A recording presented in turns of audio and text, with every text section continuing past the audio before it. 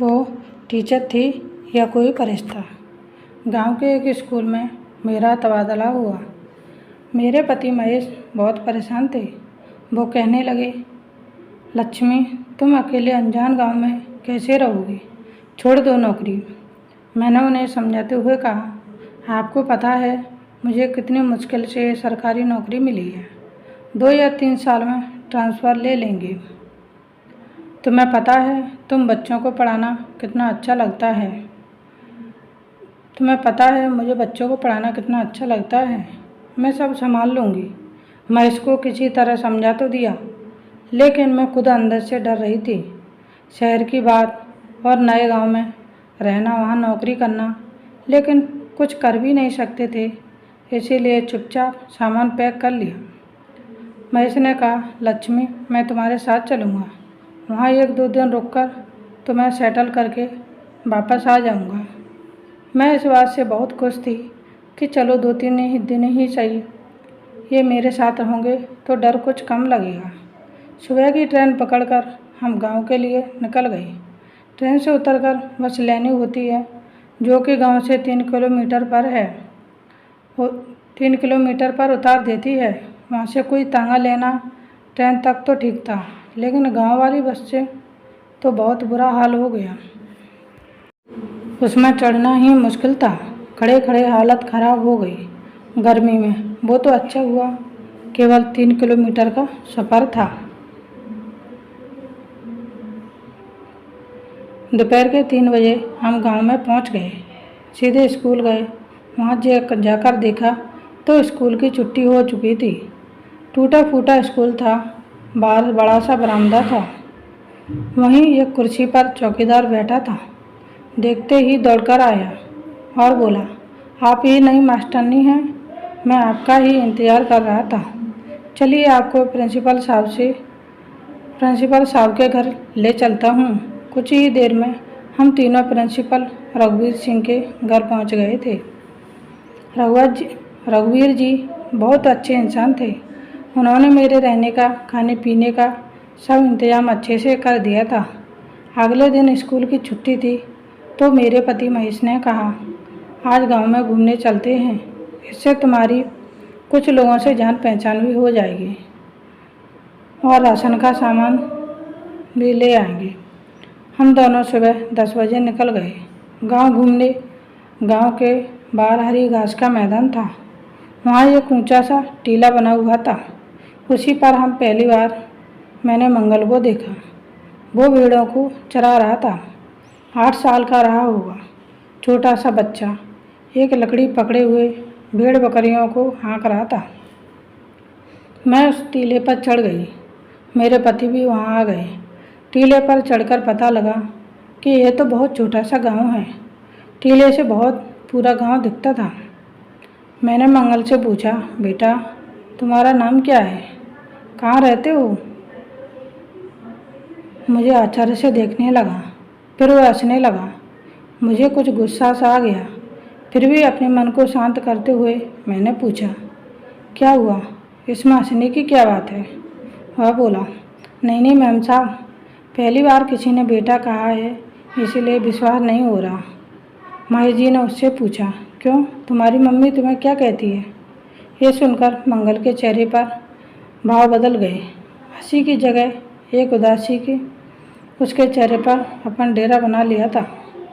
वह बोला, मेरा कोई नहीं है, ना घर, ना माँ बाप, ना भाई बहन, बस ये भेड़ बकरियाँ ही मेरे साथी हैं। यह सुनकर मुझे एक धक्का सा लगा। मैंने उसे अपने पास बिठाया और पूछा, तुम कब से इस गांव में हो? मंगल बोला, मेरा तो जन्म ही इस गांव में हुआ। माता पिता शहर गए थे मेरे पैसे कमाने। वहाँ कोई बीमारी फैल गई, फिर कभी वापस नहीं आए। वह कोरोना की बात कर रहा था।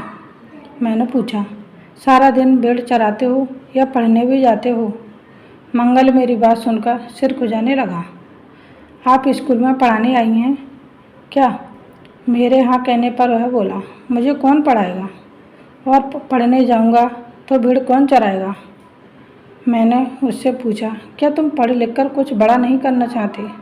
वह बोला, पहले तो पेट भरने के बारे में सोचना पड़ता है, बाकी चीज़ें तो बाद में आती हैं। मैं उसकी बात से बहुत प्रभावित हो रही थी कि कैसा लड़का है, बेप्रकार अपने आप में मस्त, जैसे इस दुनिया से कोई मतलब नहीं है। मैं और महेश चुपचाप अपने घर आ गए। अगले दिन महेश को वापस लौटना था तो मैं उदास थी। उन्हें बस अड्डे तक छोड़ने जा रहे थे, तभी मंगल आ गया। वह बोला, लाइए मैं आपका सामान ले चलता हूँ। मैंने कहा, नहीं बेटे, तुम क्यों परेशान हो रहे हो, हम ले जाएंगे। मेरे पति महेश ने भी इस बात का समर्थन किया। मंगल ने जिद करके सामान ले लिया और साथ चलने लगा। चलते चलते उसने कहा, पहली बार किसी ने मुझे बेटा कहा है। चाचा आप जाओ, चाची जी को कोई दिक्कत नहीं होगी, मैं इनका ध्यान रखूँगा। अचानक से एक नया रास्ता सुनकर हम दोनों हंसने लगे। बाद में गांव में रहते रहते मुझे पता लगा, यहाँ हर इंसान एक दूसरे को किसी न किसी रिश्ते से बुलाता है, जैसे ताऊ ताई, चाचा चाची।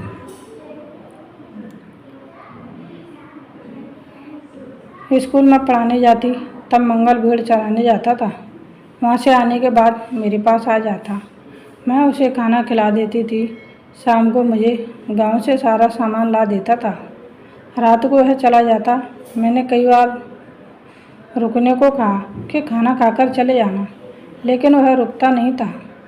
एक दिन मैंने मंगल से कहा, दोपहर को मुझसे पढ़ लिया करो, कुछ सीख जाओगे तो मैं तुम्हारा नाम स्कूल में लिखवा दूँगी। भेड़ों का भी इंतज़ाम हो जाएगा। मंगल ने पढ़ना शुरू कर दिया। मैंने उसके अंदर एक बात देखी कि वह हर चीज़ को एक ही बार में सीख जाता था। उसे सब कुछ बहुत जल्दी याद हो जाता था।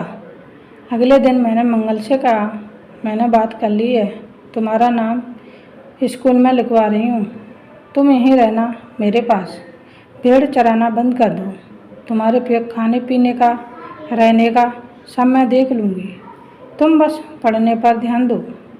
मेरी बात सुनकर वह एक आज्ञाकारी बेटे की तरह हाँ हाँ करता रहा। मंगल मेरा बहुत ध्यान रखता था। वह पढ़ने लगा। क्लास में सबसे ज़्यादा नंबर मंगल के ही आते थे। इसी तरह 3 साल बीत गए। मेरा तबादला होना था। मैंने मंगल को सारी बात बताई तो वह रोने लगा। बोला, चाची मुझे भी अपने साथ ले चलो। मैंने कहा, तुम यहाँ मन लगाकर पढ़ना, मैंने तुम्हारा सब इंतज़ाम कर दिया है, इसी घर में रहना।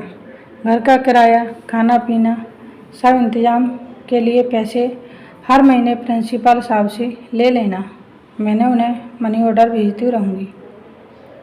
मंगल मान गया और बस स्टैंड तक छोड़ने आया। जब मैं जाने लगी तो उसने मेरे पैर छुए और रोता रहा। आंखें तो मेरी भी नम हो गई थी।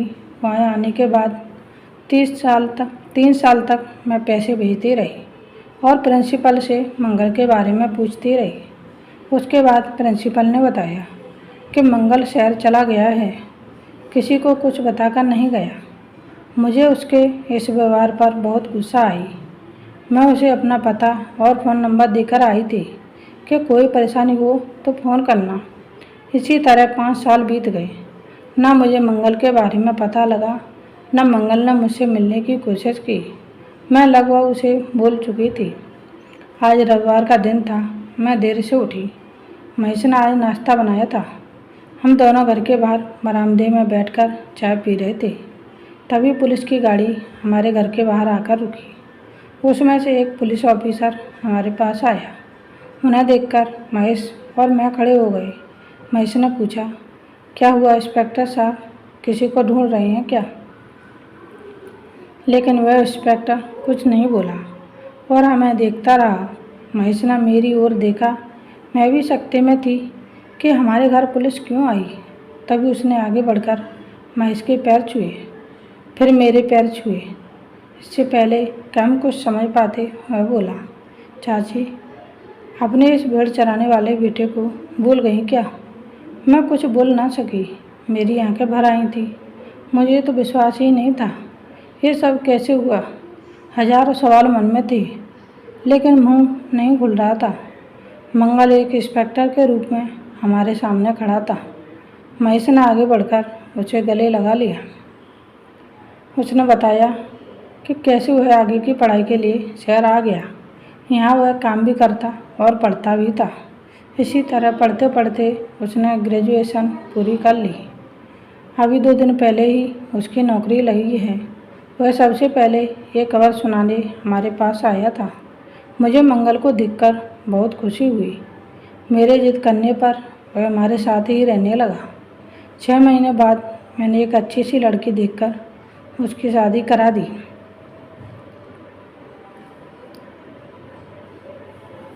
Thanks for watching. Please like share and subscribe. धन्यवाद दोस्तों। Bye bye.